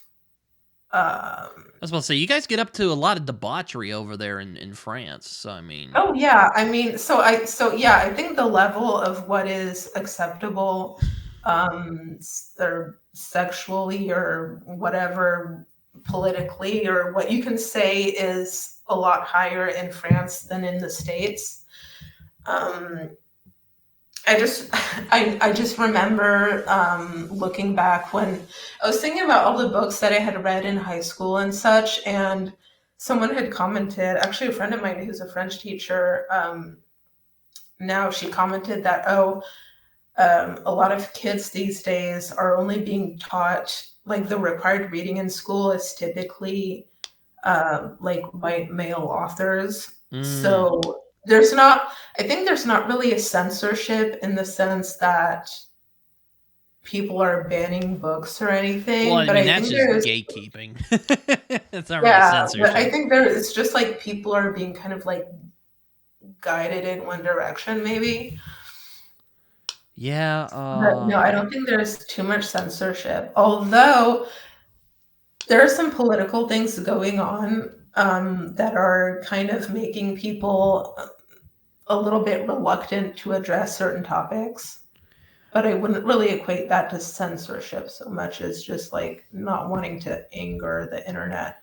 I was about to say. I mean, I've seen Like, some French things and read some French books. yeah. Not like in French, but like I've heard of French books. You guys get up to some pretty depraved shenanigans over there. At least in the past, you guys have. Oh yeah. Wait till you get to Songs of Meldor. Oh You ain't man. seen nothing. I was like, man, I don't know if you can get more depraved than the Marquis de Sade, but you know, you never know. Well, yeah. I don't know if you've read the Marquis de Sade either. I've The not really read philosophy much of of the them. boudoir. What'd you say? Was it the philosophy in the boudoir? Yeah, I mean, I've not read any of his like actual stuff, but I know enough about it where I'm like, yeah, that's I don't know if I read that, but Yeah, actually it's funny because I the same Garbagist I read Songs of Maldor. I read Venus in Furs. That one I forget who wrote it, but it wasn't Marquis de Sade, but it was somewhere in the likes, if I'm remembering. And then I read Philosophy of the Boudoir by Marquis de Sade. And yo, first of all, I shouldn't have read those three books in the same month. oh man, you read the Marquis de Sade. I bet you saw a lot of depravity in that. In that, I mean, my God. So, Philosophy of the Boudoir is about a girl who's like maybe 12 or 13 or Oh something my like that. God. Do I even want to know what And happens? Oh. do you even want the synopsis? You know what? Feel free. I've. All right, I'll give the clean version, I guess. But she is sent to be tutored um, by her one professor who's a guy, and he's probably in his 30s or something. And then at some point, this woman shows up. I think, I can't even remember. I think she's also a tutor. But yeah, her parents hired them to teach her to be an adult. And so they embark on this like I. sexual lesson, all the while discussing philosophy. It's very bizarre. It's like, I mean, they're like explaining to her how to have sex and also like discussing philosophical things. Like That is it's, weird. I don't know. I kind of blacked out during that book, so I can't really tell you exactly what happened. But yeah, Okay. that's just a wacky book.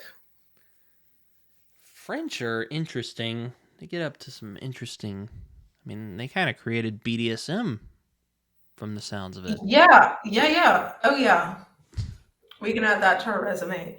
But I mean, I'm that's, not really into that, but if anyone is, no judges, no good, judges. good for you, man. You do your thing. Yeah, but that was kind of the way historically to revolutionize, I guess, because back in the day there was a lot of religious control, especially under aristocracy and such, and so it was kind of like one way to protest that was just to write aristocracy as doing like very outrageous things. So that's kind of where it started. Because obviously the characters here like are aristocracy in the philosophy of the boudoir at least. Yeah, I So you'll mean, see a lot of that. yeah, I'm actually hoping to read Angela Carter's The Bloody Chamber and other stories sometime later this year. Hopefully in Oh, October. which I is haven't heard of that one. kind of her like sexually charged retellings of fairy tales. Oh, okay. So yeah, hopefully that'll be good. Yeah. I think sexually charged things are a lot of fun for Garbagus, to be honest. You know, I'm sure like a lot of people make fun of Americans for this, but like we're really weird about sex over here. Oh, yeah, no, big time. Like we love it, but we kind of hate it at the same time. Like You know, it's really as someone bizarre. who's lived outside and in the States, especially with France being the outside, I feel like Americans are really repressed about sex. And so Oh yeah, oh every yeah. time I read a book where an American writes a sexual scene, it's just like, it feels like it's what a kindergartner would describe as a sex scene or something. I mean, I hate to say it, you're not entirely wrong there. Well, yeah. We need more But I quality mean, it's erotica, entertaining. is all I'll So. say.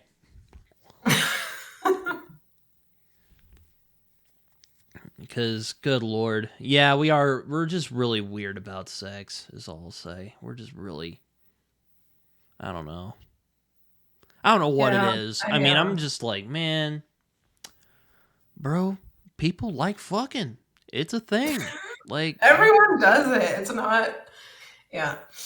Um, yeah, but I will say, I even don't I know how fall it into is the in trap, other countries, but French culture is pretty well, I don't know if I'm going to say it's an extreme opposite in terms of sexual culture, but it's, People aren't just banging in the streets, no, we're not there yet or anymore. I don't know. No, but I mean, if you just think about things like France has nudist beaches, Oh, yeah. or yeah, things like that. It's, I don't know. Yeah, I've heard France it kind of encourages like free spirits and stuff like that. So I mean, Yeah, I mean, I think it just goes with the French. So French culture is very based around culture in general, or like acquiring culture, whether it's museums, literature, paintings, whatever. And mhm. I think a lot of that goes to, well, if you're cultivating your mind about different ideas and such, then like liberate your mind, liberate your body. And it's just a lot of times that people are just like, no, it's the body. Like people, everyone has it. Like it's not embarrassing, it's not weird. It's no need to make a bigger deal of it than it is. So Oh Lord, I hope move my on to parents bigger aren't and over. brighter ideas than, ooh, that guy has boomies. Or. Oh Lord, I hope my parents aren't overhearing this. They'd be like, "What the fuck are you Oh, talking sorry. about in there, Britton?" Like we were talking about books, and it just kind of went from there. Well, it's the Garbogist effect. God, why is there so much bad erotica out there? That's the real question. Well, I Like don't I've know. read some, and it's a bit of a guilty pleasure of mine to read erotica from time to time. And like Yeah. there's some of it that is so bad, like obscenely so. Yeah, my first encounter with American written erotica was, it was last August, and the book was called,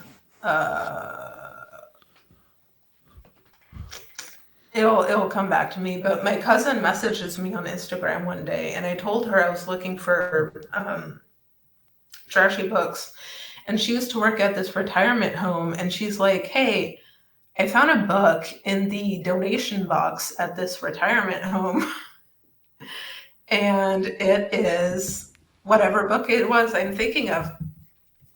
I can't think of it right now. I'm sorry. Mm-hmm. But yeah, it's one of the books I read for Garbagus last year, and it was so bad. It was like it was marketed as an erotic book, And there were maybe 2 sex scenes in the whole thing, and both, I'm sorry if your parents are gonna hear this, both scenes were a girl crawling up to a prince and then having doggy style. Okay, like Whoa, that is that was the erotic that's real okay. dangerous. Oh. Right? Ways to ruin a royal reputation. Oh, what's this? That was the book. Oh. So the guy, oh, you're gonna like this one. The guy is a prince, okay, and the lady. So the guy has this crisis, so he hires this lady who's a PR agent, Mm-hmm. and so she decides to take his job offer, and that's how she ends up having sex with him. Oh, well, okay. So Yeah. pretty par for the course of American erotic literature. Because he needed a scandal to ruin his reputation, and the scandal was, I'm gonna have sex with some random PR British lady. I've watched porn with like better plots than that. Like, come on now. Right. Come on. Like, at least with porn, like they have fun with the stupid plots, you know? I don't know if you watch porn. I'm sorry. This is the first time I've like it was like I feel so free now. We've opened the door. I'm gonna talk about porn That's now. good. I like this conversation. Hopefully not making this woman uncomfortable talking about pornography. No. Listen, I'll talk about anything. Because sometimes, you know, I'll be like, man, pornography. And then people are like, what the fuck are you talking about, you sex freak? And I'm like, I'm not doing nothing.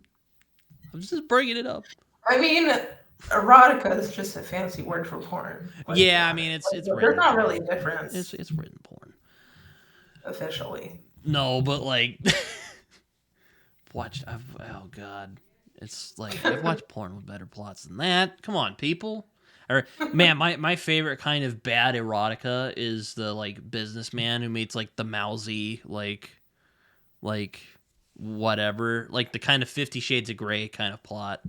Well, like the business dude meets with this like kind of shy woman, and then she's like, "Oh, but I feel like he discovers that she's shy in public, but not in the bedroom." Yeah, I'm just like, man, I kind of love that in a weird way.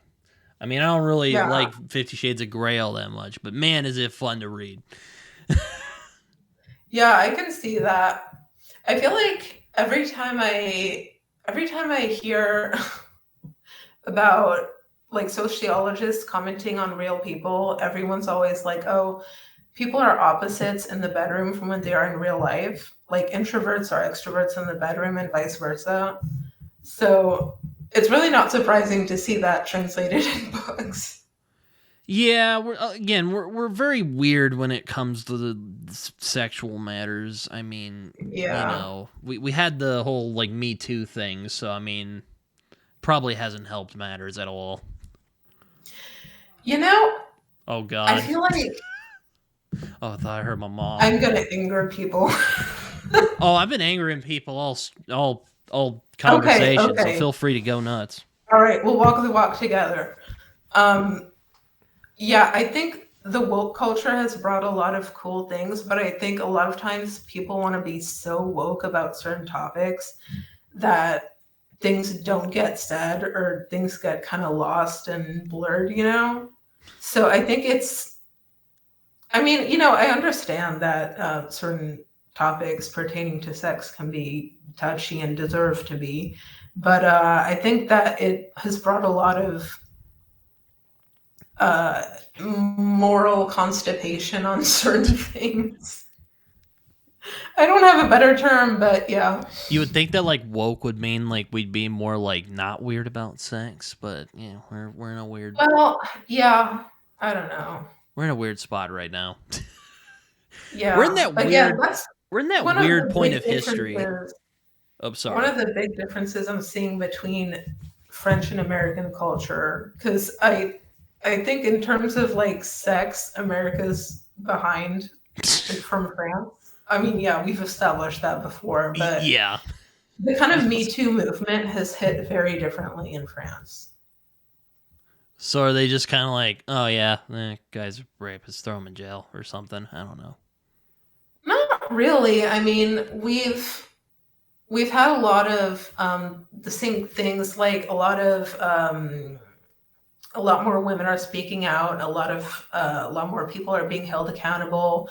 There have been stricter laws or like more scrutiny, I guess, for these types of cases. But it's just that people are better at acknowledging that you can have the Me Too movement and also like not just not have sex ever again, or not just not talk about sex ever. So it's more like finding a balance between the two, right? Yeah, like when is it like, like one of my like nightmares is being like I'll be flirting with a woman and like 20 years later she'll be like, he said something inappropriate to me, and I'm like, what? Yeah, I yeah. was just fucking, I don't want any part. Yeah, like you I blinked at me sideways.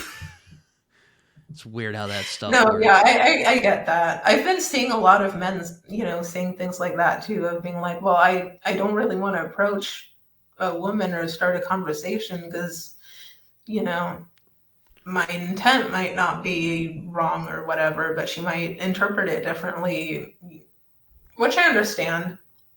We're in a weird spot in history where we're just like Oh, there's no big like time. there's no like big wars going on, there's not really a big purpose for everybody. We're just kind of stewing around, We're just stewing. Yeah. Something's going to blow up. Hopefully we don't blow each other up. Well, knock on wood. Well, to quote a character in Saga, the opposite of hate is fucking. So, there you go. There you go. I can see that. It's Yeah.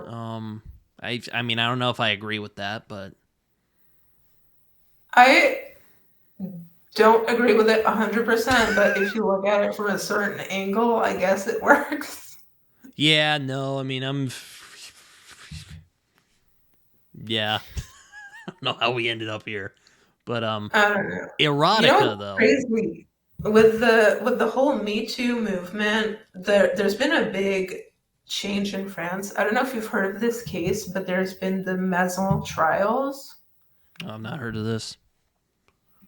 So I think the trials started in like mid to end of November. And so it came out. So Maison is a town in France, and this lady who's in her 60s, maybe 70s, found out that her husband had been drugging her and pimping her out for the past 10 years. Oh my god. Yeah. And so her husband, she had been married to how does for that like even 40 work? years. So, and he's like 70 or 80, which is totally weird, but he would. How old was the woman? 60, late 60s maybe. Oh my god. And he would slip her sleeping pills, and he would find these random guys on some online forum. That is. Yeah, and so they would assault her, and over the past 10 years there have been like at least 90 dudes. Oh my god. And so they were able to identify 50 or 30 or something like that were actually able to be in court. But that's been the latest thing with the Me Too trials, because she actually decided to make the whole trials public, which has been amazing to see. But this whole thing blew up of, see, like, women aren't crazy. Like, this is a big deal, That's pretty wild. Yeah.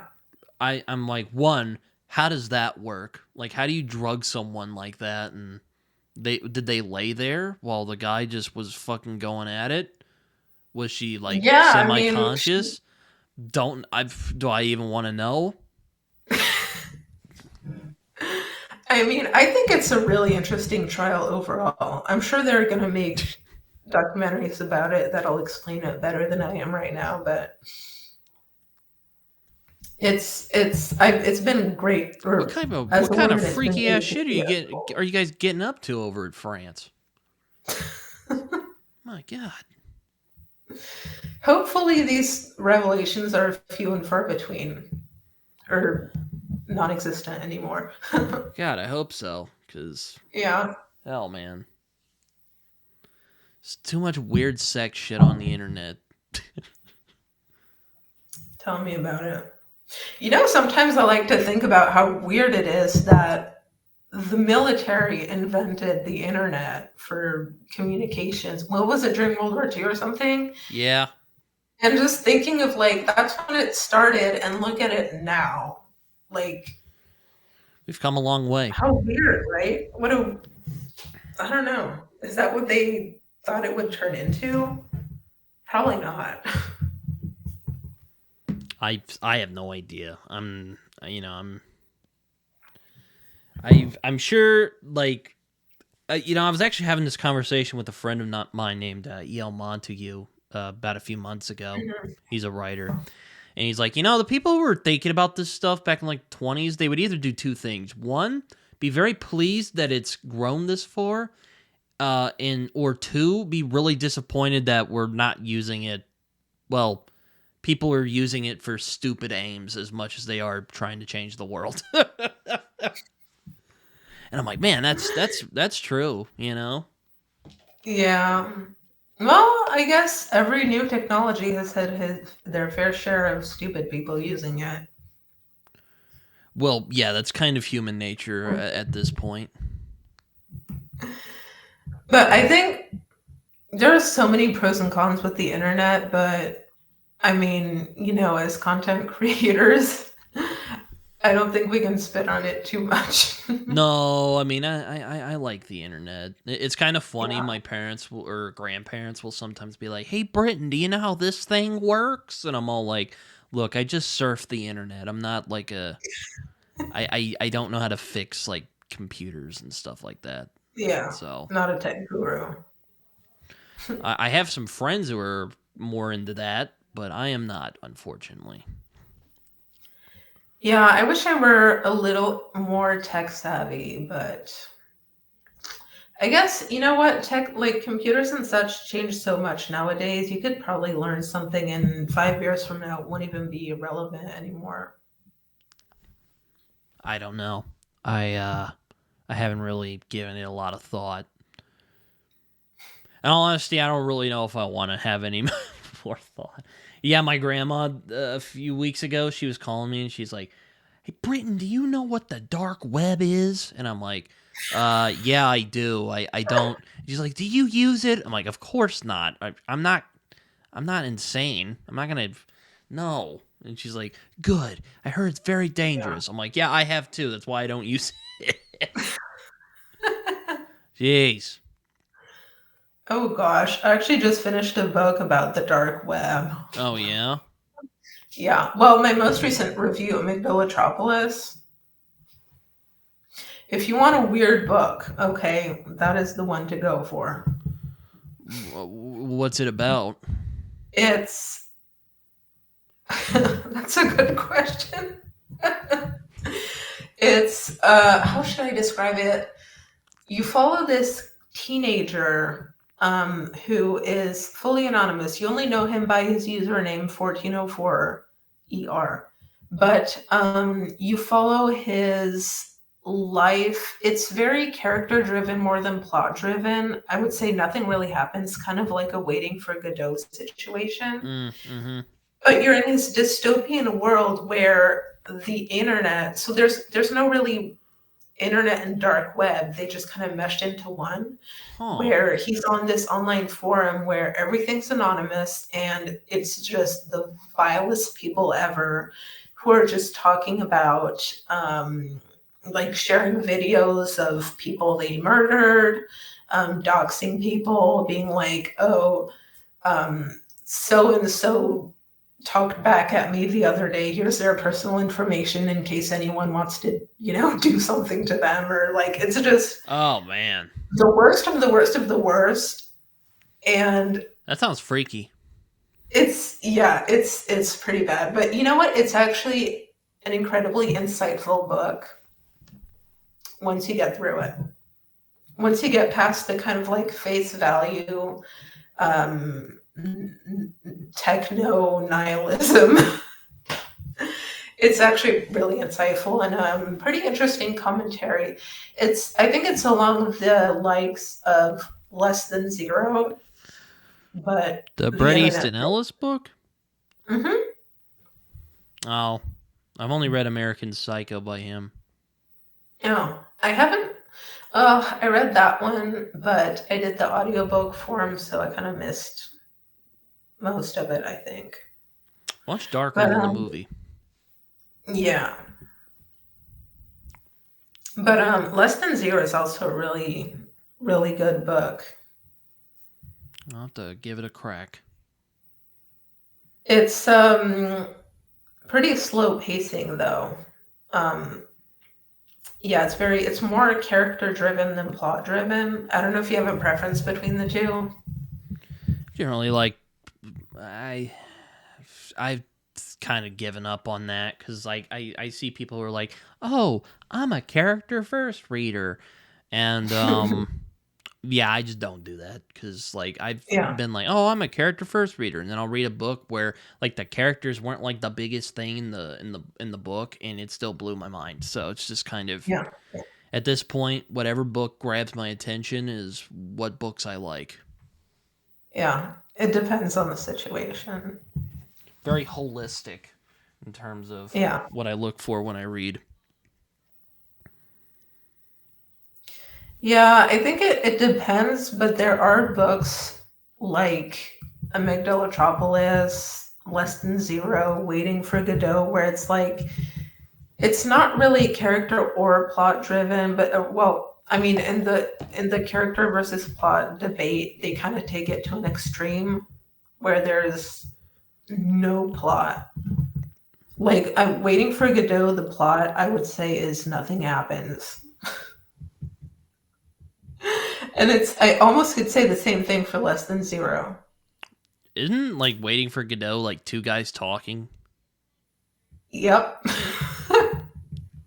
Two guys talking for the whole play. And I actually had to read it for school, and we even went to see a play of it, and somehow it was incredible.